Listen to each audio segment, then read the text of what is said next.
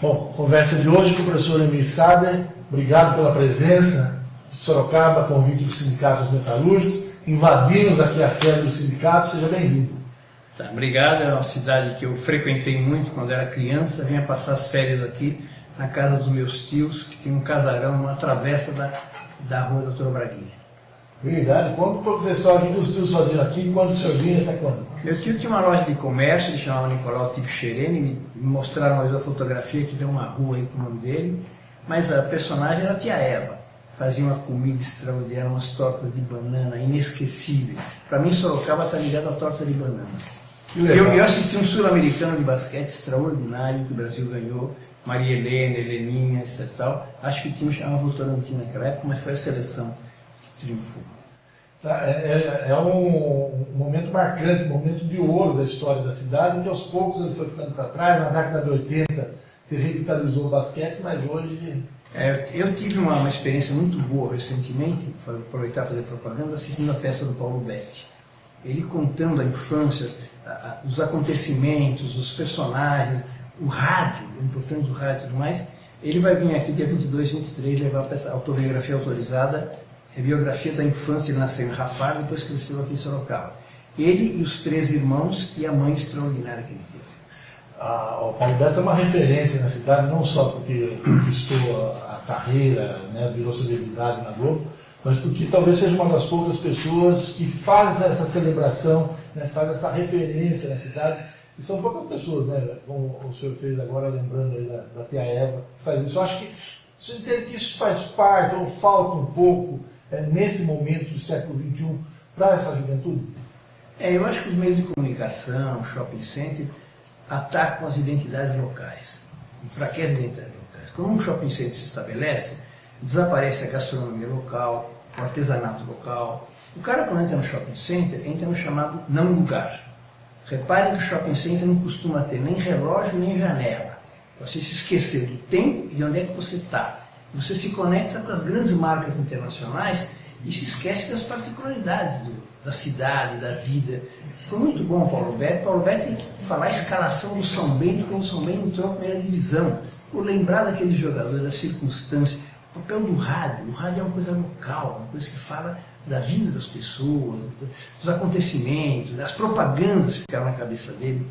Então essas coisas vão desaparecendo com a chamada globalização. A uniformização, você entra numa livraria, são os mesmos livros que têm sucesso na Bélgica, na Iugoslávia, na Guatemala e no Brasil. Uma máquina fantástica. E cadê a literatura local?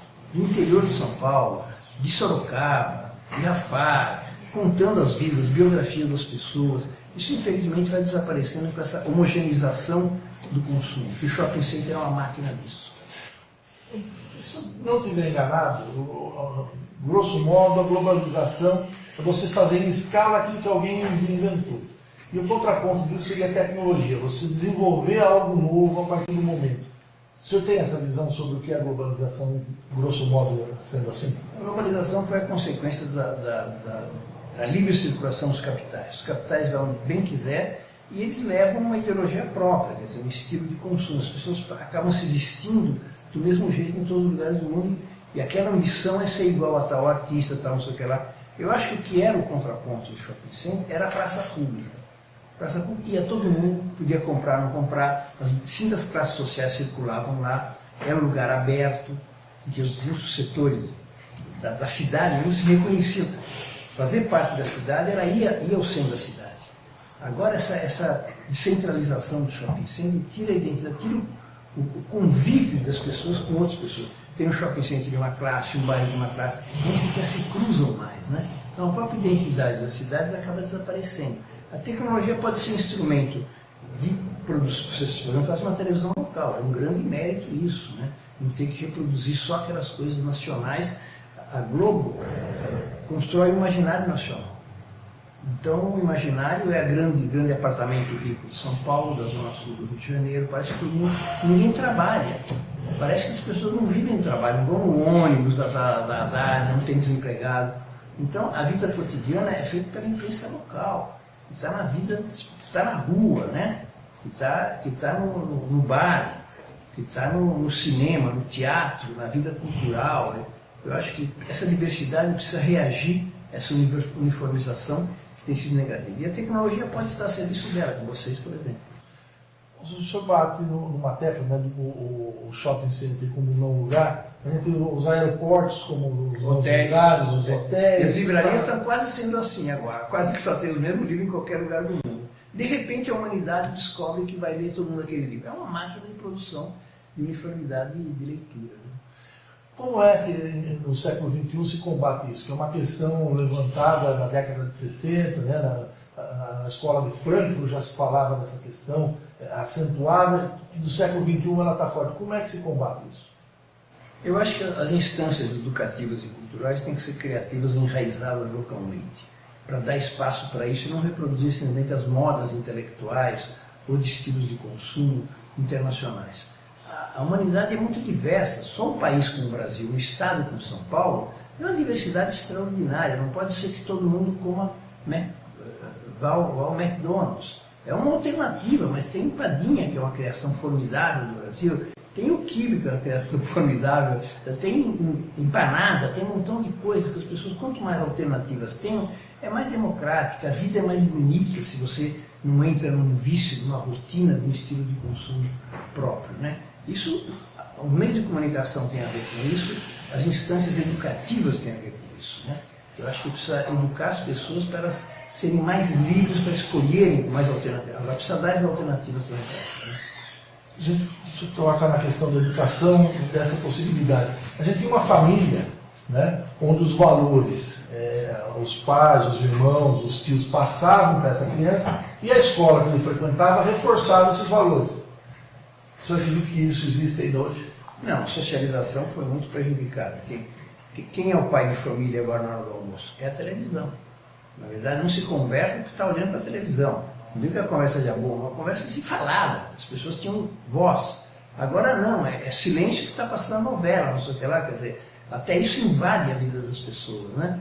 E aquele convívio imediato, como é que foi na escola, como é que foi na rua, brigou, não brigou, comprou, isso.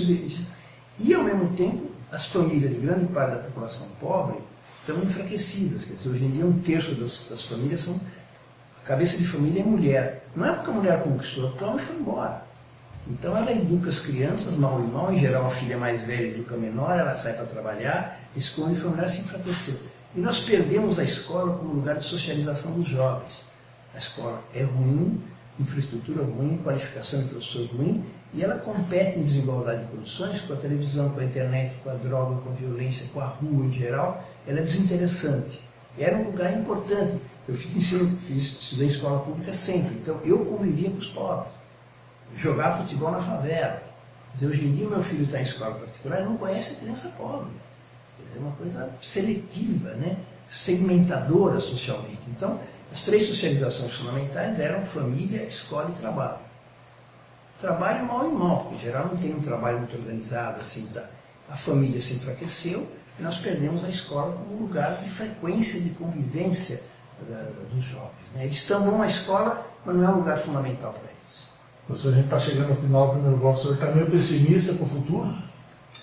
Não, eu estou otimista. Eu sou um militante político acredita que dá para mudar. Olha o que o Brasil era nos 90. Era uma sociedade muito mais desigual, muito mais... Olha, acho que aqui em Sorocaba também se deve perceber. Tem muito menos, se é que ainda tem, criança vendendo chiclete na esquina. Alguém percebeu? A imprensa notou isso? Não é que as crianças estão vendo uma escola formidável, mas é um sintoma, era uma desumanidade. Você parar o carro, ainda mais chovendo, não sei o que lá, vinha aquela criancinha te vendo. Hoje as crianças não estão aí. Alguma coisa melhorou, muita coisa melhorou nesse país. O Brasil era o país mais desigual, do continente mais desigual, está um país menos desumano e menos injusto. Então eu acho que dá. Professor, a gente estava falando, né, dessa sociedade brasileira do século XXI, o senhor falou da sua militância e a questão do Estado. Quanto o Brasil evoluiu dos anos 90 para cá, Sorocaba, isso é evidente, no Brasil, no modo geral, isso é evidente. Como é desse momento em diante? Vai depender do que a gente faça agora, porque na verdade no Brasil hoje capitais tem, só que tem uma especulação financeira, não estão investindo para produzir riqueza e produzir emprego. Chega no fim do dia e fala, a Bolsa de Valores movimentou não sei quanto, não se gerou nem uma riqueza e nem emprego. O dinheiro está indo para a especulação financeira. Conforme o governo continua a aumentar a taxa de juros, atrai esse tipo de investimento, atrai investimento especulativo. Isso é o problema mais importante do Brasil. Voltar um ciclo de crescimento da economia, portanto, para isso é necessário desincentivar a especulação financeira. O dinheiro vai para a Bolsa, vai para a SBC lá fora e vai para os paraísos fiscais também. Essa é uma realidade que a gente está vivendo. Como que se muda isso? O governo central, o governo federal, ele tem a capacidade de conduzir isso? Tem. Eu acho que o governo foi vítima um pouco de um certo terrorismo econômico feito pela mídia e acabou, tinha baixado a taxa de juros no começo do governo, não voltou a subir. Eu acho que não é necessário, a inflação está sob controle, está tendendo a baixar de novo. Não se segura a inflação com taxa de juros, você pode contornar de alguma maneira. Mas tem que baixar. A taxa de juros remunera o capital especulativo, o capital antissocial. E nós temos que terminar com isso. Então, isso o Estado tem poder para fazer.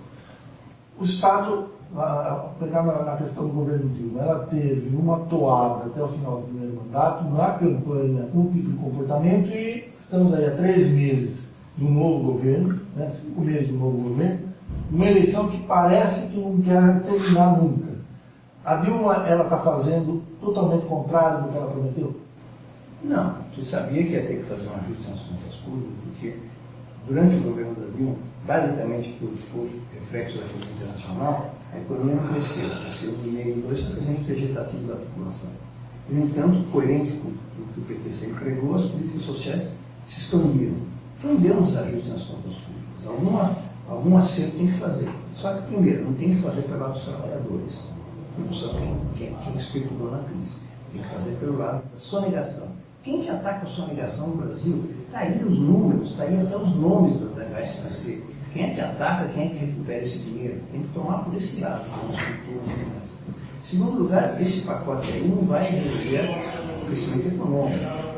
Pode fazer o ajuste do FGM que for necessário. Não pode continuar a marcar a taxa de juros. Porque aí sim que não tem retomada do crescimento econômico. Então aí está dando um passo em falso nesse aspecto. Que ia ter que fazer um ajuste das contas, é claro, mas a prioridade social nunca foi questionada. Isso está no sangue do PT e no sangue do governo.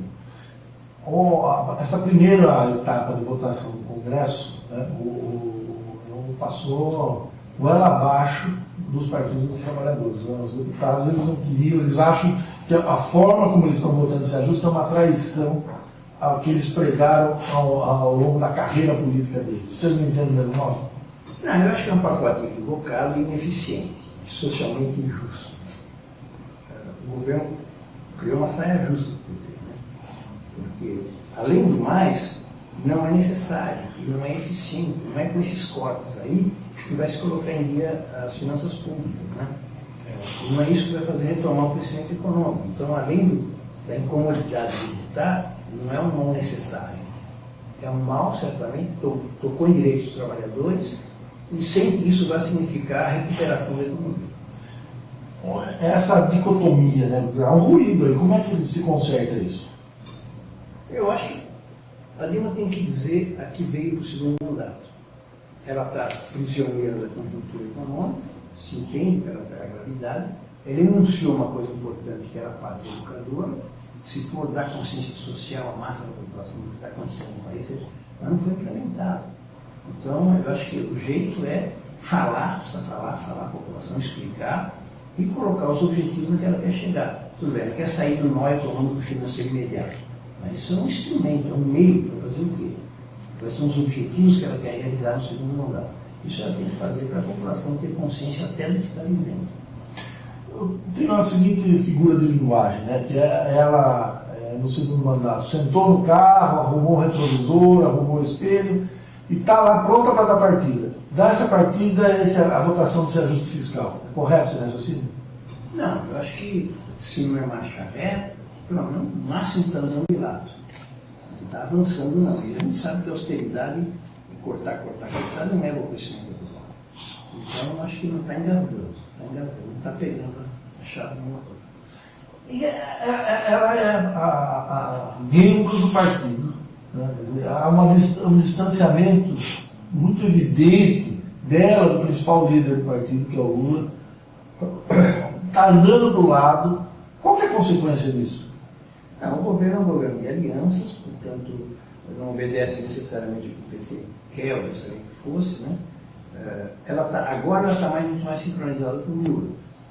Ela estava com uma agenda só negativa, uma agenda positiva, contraponto daquilo que são medidas claramente negativas, né?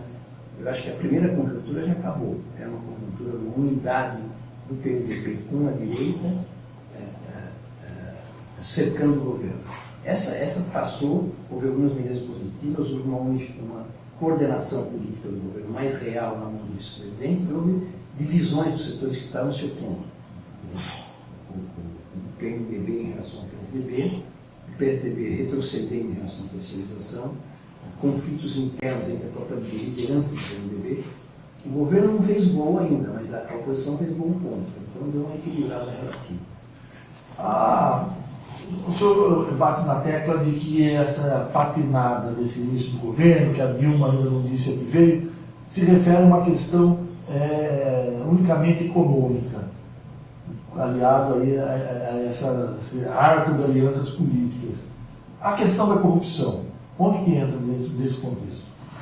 É uma corrupção muito instrumentalizada. Claro que houve erros, quer dizer, não se pode dirigir a Petrobras e deixar que as empreiteiras façam um negócio que não beneficiaram ninguém do PT em particular, mas a uma empresa pública, a responsabilidade é quem dirige essa empresa. Então tem danos aí que a própria atitude do PT em relação a terminar com o financiamento privado significa um pouco de consequência em relação a esse tipo de atitude, né?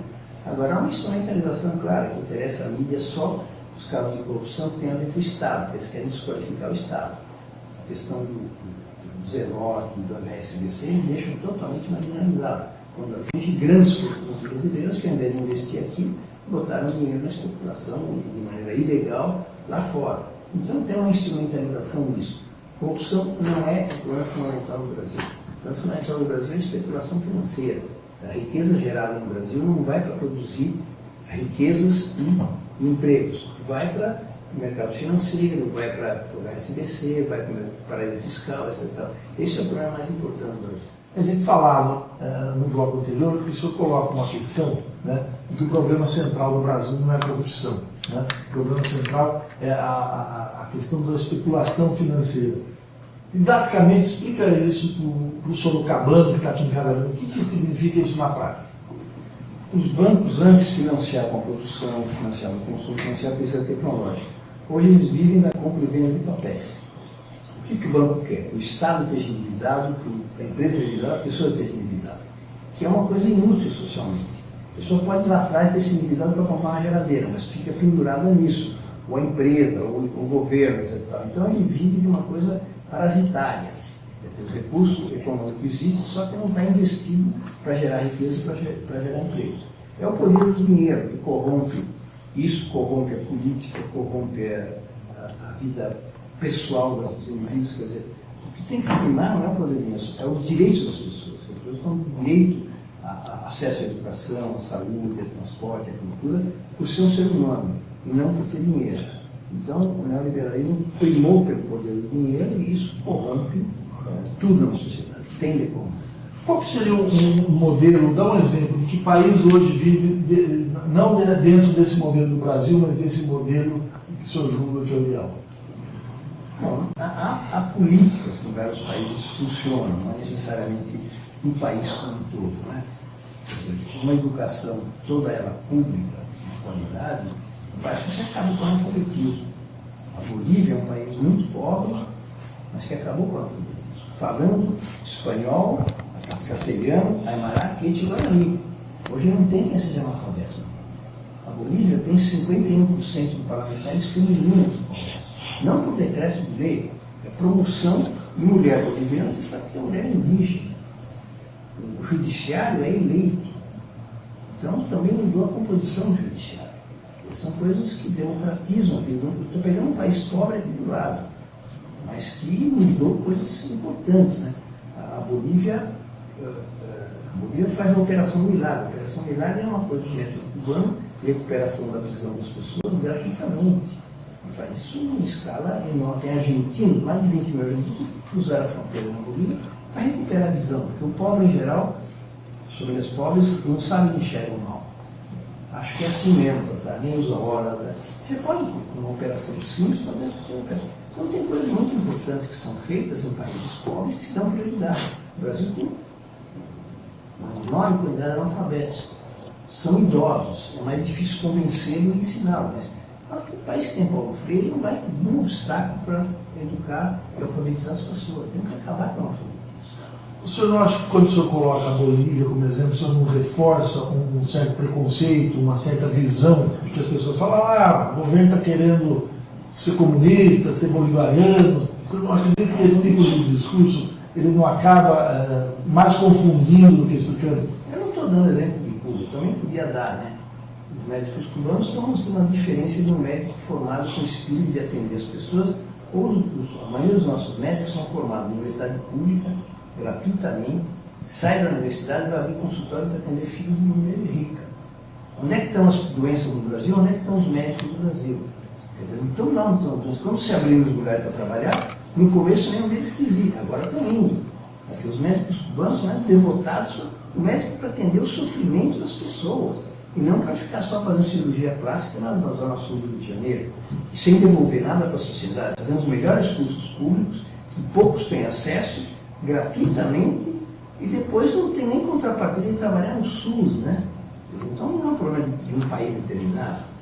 No caso de Cuba, porque a medicina é social, a medicina é pública. Então, o negócio não é internar no hospital, é ter médico de família no bairro, uma enfermeira para controlar, fazer medicina preventiva. Um país pobre, não é por ser pobre que não tenha uma educação e uma saúde de qualidade. O senhor, da entrevista, mais do momento, o senhor cita a imprensa, a grande imprensa. O senhor acha que ela é a grande inimiga hoje do povo brasileiro? Eu acho que é uma das grandes inimigas, porque a imprensa desvia os problemas fundamentais do Brasil. Não é só o que ela diz, é o que ela deixa de falar. Deixa de falar de quais são os problemas principais do Brasil. Por exemplo, ela não vai atacar o capital financeiro, porque em parte quem tem publicidade, páginas de atas de reuniões daquele tamanho, etc. Tal, ela tem um rabo preso com as agências de publicidade. Que a agência de publicidade não é do Sindicato dos Metalúrgicos, é do Bradesco. Né? Então é óbvio que condiciona o que a imprensa vai falar, o que ela diz, o que ela não diz. Então ela já teve muito prestígio, é uma perda para a democracia brasileira que a imprensa seja partidarizada. Se abre a Folha de São Paulo, é um diário oficial dos tucanos paulistas. É uma coisa diretamente contra o PT, contra o governo. Todas as leituras são um viés claramente partidário da direita. Ela devia ser pluralista, no editorial fala o que o senhor Otávio Mesquita pensa de todo mundo, mas tudo é editorializado. A maneira de encarar os temas todos, a escolha dos temas, a maneira de abordar o tema, a revista Época está mentindo todas as semanas, depois vem um desmentido e não acontece nada, ela vai em frente, etc. Quer dizer, desmoraliza a imprensa. A democracia precisa ter uma imprensa livre, pluralista. Olha o pluralismo da imprensa, pessoas escrevem lá, eles decidem quem vai escrever, né? Então, está acabando, os jornais estão acabando, ninguém lê jornal, jovem lê jornal. O problema é que o jornal dá a pauta para o rádio e para a televisão. Então ainda tem um papel importante. E, infelizmente, eles perderam o caráter pluralista. Certa objetividade no noticiário e na página de opinião dá para várias opiniões. Depois o editorial fala que eles editorializam tudo. Né? Então é um inimigo da verdade. Tanto assim estão desencontrados do povo. Os candidatos deles perderam as últimas 4 eleições presidenciais, dominando a mídia como eles dominam. Toda a imprensa brasileira está a favor do Aécio. Toda a imprensa brasileira está a favor do Aécio, a capital da Renato. Mas esmagadora, porque perderam a eleição, então estão desencontrados do país. Não conhecem, não estão interessados, porque não é o nordestino que interessa a gente publicidade, interessa a elite paulistana. Eles têm uma visão contrária, eles acham exatamente o contrário. Como que o senhor vê isso? Porque o que eu quero dizer com isso é o seguinte: as pessoas que se identificam com essa grande imprensa, eles acham que no governo do PT se quer fazer o contrário, quer interferir na verdade. Há um jogo muito claro, né, entre o que é e o que não é verdade. Como que se equaciona isso? Olha só a distribuição da verba publicitária do governo. Se fosse assim, não daria para a TV Globo. Está financiando, portanto, está financiando os pontos de vista absolutamente alheios e contraditórios com o governo. Se quisesse apertar nesse negócio, claro, ele esmagava, e não é verdade. A gente até reclama que eles exageram na distribuição das verbas, né? Então é equivocado o que você fala. O senhor falou, a gente está chegando ao final, né? Aí eu respondo rapidamente. O senhor falou em esquerda e direita. Muita gente prega que esse conceito não existe mais. Eu entendo que direita é aqueles que acreditam que o Brasil tem muito pouco Estado, ou quase nada de Estado na sociedade, e esquerda é aquele que acha que o Estado tem que estar bem, bastante presente e atuante. É esse o conceito? Eu acho que o capitalismo se vestiu do neoliberalismo, é a roupa dele atual. Quem for a favor do neoliberalismo, questão da centralidade do mercado, do consumidor, porque quando o mercado se afirma é contra os direitos das pessoas, né? Não é que a gente está contra o mercado, mas quer que se garanta o direito geral das pessoas. Então quem está a favor do neoliberalismo está com o direito, quem está contra o neoliberalismo está com o esquerdo. Bom, essa foi uma conversa com o professor Emir Sader, eu gostei bastante, espero que você tenha gostado, uma visão diferente do que a gente costuma ver por aí. Professor, obrigado. Sucesso. Vocês também. Uma grande audiência. Abraço. Tchau, até o próximo Dedo da Questão.